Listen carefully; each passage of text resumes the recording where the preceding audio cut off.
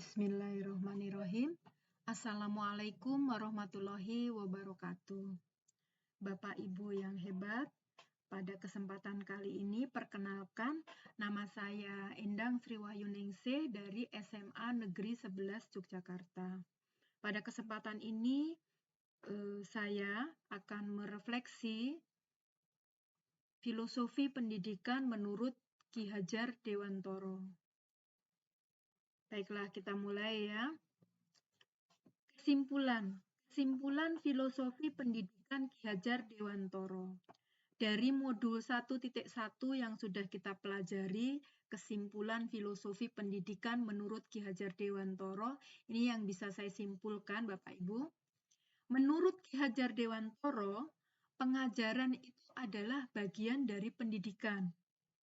Pengajaran merupakan proses pendidikan yang dia memberi ilmu, memberi manfaat, memberi faedah untuk kecakapan hidup, keterampilan hidup seorang anak secara lahir maupun secara batin. Pendidikan itu memberi tujuan pada semua kekuatan kodrat yang sudah dimiliki seorang anak, supaya ia mampu mencapai keselamatan dan kebahagiaan yang setinggi-tingginya. Salam dan bahagia semaksimal mungkin, baik sebagai manusia maupun sebagai anggota masyarakat. Nah, Ki Hajar Dewantoro itu sudah memberi konsep pendidikan merdeka, yang dia memerdekakan, memberi kebebasan kepada peserta didik sehingga berusaha memerdekakan manusia dari semua aspek kehidupan, baik secara fisik, mental, jasmani, dan rohani. Seperti yang tadi disebutkan bahwa pendidikan itu bisa menuntun semua kodrat anak supaya mereka menjadi manusia yang selamat dan bahagia, salam dan bahagia yang setingginya, semaksimalnya. Nah, kita sebagai guru, sebagai pamong ya, kalau di dalam istilah Ki Hajar, pamong, itu membantu menjadi fasilitator yang bagi peserta didik itu mampu menebalkan kodrat yang samar-samar tadi, yang awalnya samar tadi ditebalkan, kodrat baiknya ditebalkan, kemudian kodrat yang kurang baik kita tipiskan, gitu. Tapi lebih pada menebalkan kodrat baik seorang anak. Nah, pendidikan itu bertujuan menuntun semua kodrat yang ada pada anak supaya ia dapat mencapai keselamatan dan kebahagiaan yang semaksimal mungkin, seperti yang disebutkan sebelumnya. Oke. Nah, Taman Siswa ini adalah sekolah yang didirikan oleh seorang Ki Hajar Dewantoro. Mereka menggunakan sistem among, metode among, yang kalau dalam bahasa Jawa itu ngemong, ya. Ngemong itu melayani, sifatnya dia melayani, menuntun, membimbing seorang anak peserta didik untuk mengembangkan potensinya secara menyeluruh, baik lahirnya maupun batinnya. Nah, supaya bisa berkembang secara selaras, seimbang. Gitu. Nah, Ki Hajar Dewantoro itu dalam mendidik, dia mengutamakan nilai luhur, budi pekerti, yang kemudian menghantar seseorang itu tercipta kasih sayang, tercipta keindahan, menyentuh kemanusiaan, sehingga saling menghormati antar sesamanya. Itu yang diajarkan oleh Ki Hajar Dewantoro. Itu nilai-nilai luhur paling utama. Nah, hal yang paling penting yang harus kita lakukan sebagai seorang guru, kita menghormati, memperlakukan anak itu sebaik-baiknya sesuai kodratnya, sesuai masanya, sesuai zamannya. Melayani mereka dengan setulus hati, dengan memberikan teladan.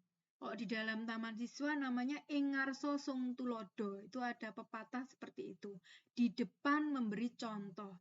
Kita sebagai guru memberi teladan, memberi contoh pada mereka Di depan kita memberikan perilaku yang baik, contoh-contoh yang baik, perbuatan yang baik, sehingga bukan hanya sekedar omong, bukan hanya sekedar kata-kata yang itu bisa dibantah, bisa dipatahkan. Tapi kalau perilaku kita sudah menunjukkan itu tidak terbantahkan yang seperti itu. Nah, yang kedua, membangun semangat di tengah ing madya mangun karso. Di tengah kita memberi semangat, memberi motivasi pada mereka, pada anak-anak itu. Oh, kamu pengen jadi dokter yang nanti menolong orang, suka menolong orang.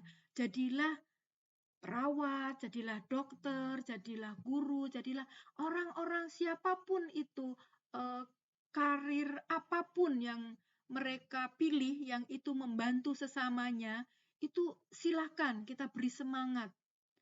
Kemudian kita beri dorongan, di belakang kita dorong mereka untuk jadi seperti ini, kamu harus seperti apa, harus apa yang kamu lakukan, itu beri dorongan di belakang, namanya tutwuri handayani, istilahnya, pepatahnya. Nah, dari tiga pepatah ini, tiga semboyan atau tiga pilar ini, ing ngarsa sung tulodo, ing madya mangun karso, tutwuri handayani, di depan, di tengah, di belakang.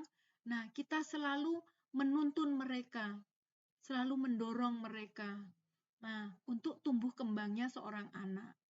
Sehingga nanti tercipta pribadi-pribadi, karakter-karakter yang terampil, berakhlak mulia, bijaksana, supaya tujuannya tadi salam dan bahagia, selamat dan bahagia. Nah, baiklah Bapak Ibu, itu yang diajarkan oleh Ki Hajar Dewantoro. Yang bisa saya refleksikan, berikutnya yang bisa saya refleksikan dari filosofi pendidikan menurut seorang Ki Hajar Dewantoro yang bisa saya refleksikan seperti ini Bapak Ibu. Setelah belajar tentang ide-ide, pemikiran-pemikiran seorang Ki Hajar Dewantoro, itu saya merasa belum memberikan yang terbaik untuk siswa-siswa atau anak-anak saya di sekolah. Jadi saya merasa termotivasi, memiliki pandangan, memiliki pola pikir seluas samudra, seperti seorang Ki Hajar Dewantoro. Pola pikirnya sederhana tapi mendalam sekali. Dia memberikan tuntunan pada anak dengan lebih sabar, lebih tenang, lebih ikhlas, dan menganggap bahwa anak-anak itu, masing-masing anak itu unik, berbeda, mereka istimewa. Jadi setiap anak itu istimewa. Tidak ada anak yang intermediate, artinya tidak ada anak yang kelas bawah. Semuanya istimewa, unik dan berbeda. Itu yang saya refleksikan dari ajaran-ajaran seorang Ki Hajar. Nah, jadi kita tidak perlu memberikan hukuman, apalagi hukuman-hukuman yang kurang mendidik. Lebih pantas, lebih pas jika kita memberikan teladan, memberikan contoh, tuntunan dengan perilaku keseharian kita, supaya mereka bisa melihat dan meniru tanpa harus banyak dengan kata, dengan perintah, dengan nasihat, tapi mereka melihat secara langsung. Nah itu. Kalau kita mengajarkan disiplin, mengajarkan rajin, mengajarkan taat beribadah, mengajarkan hal-hal baik yang lain, ya kita lakukan tanpa harus memberi perintah. Ayo kita sholat, ayo kita disiplin, ayo kita rajin. Sementara kita sendiri tidak terlihat seperti itu. Jadi berilah contoh.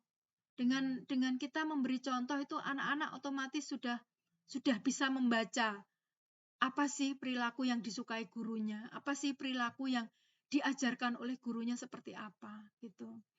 Nah, memberikan pelajaran yang menyenangkan, itu refleksi berikutnya. Menyenangkan seperti apa? Menyenangkan yang menyentuh rasa keindahan, rasa kemanusiaan, rasa kasih sayang, toleransi. Itu pelajaran memberikan karakter-karakter seperti itu pada anak itu. Itu yang saya refleksikan. Kemudian memberikan pelajaran yang menyenangkan dengan pemilihan media yang variatif, yang berbasis atau berdasar pada permainan.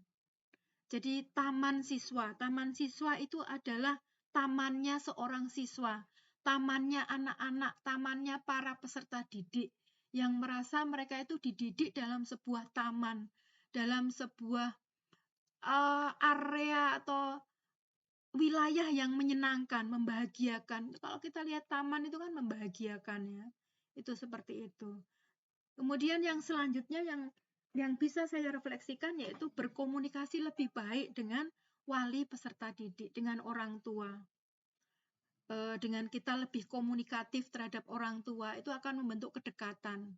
Kedekatan pada orang tua yang pasti juga akan membentuk kedekatan terhadap anak. Karena kan itu yang sehari-hari mereka temui, yang sehari-hari mereka berkomunikasi itu dengan orang tuanya. Syukur nanti bisa mendatangkan mereka sebagai guru tamu, sebagai tamu di sekolah. Sehingga lebih merasa dekat. Mereka bisa lihat, oh seperti ini. Orang tua berkarir sebagai apa? Misalnya sebagai pelindung rakyat ya, tentara, polisi, atau menjadi dosen, menjadi bidang kesehatan atau apapun itulah. Mereka bisa melihat sehari-harinya, oh itu yang mereka lakukan. Itu yang menjadi contoh-contoh baik dalam masyarakat. Menjadi mubalik, guru agama, guru ngaji, atau banyak hal lain lah yang baik. Dan itu bisa apapun, menjadi pedagang yang sukses dengan menerapkan ajaran-ajaran yang baik. Itu bisa kita datangkan sebagai guru tamu. Oke. Jadi dalam keseharian mereka bisa melihat secara langsung, berkomunikasi secara langsung, artinya bisa mengambil secara langsung tanpa jauh-jauh mereka harus membaca buku, melihat YouTube dan sebagainya, tapi bisa langsung bertemu dan bertatap muka. Gitu. Nah, itu yang bisa saya refleksikan Bapak Ibu. Mudah-mudahan bermanfaat kesimpulan dan refleksi yang saya berikan tentang pola pikir, pemikiran-pemikiran, filosofi pendidikan seorang Ki Hajar Dewantoro. Terima kasih, sekian. Wassalamualaikum warahmatullahi wabarakatuh. Matur nuwun.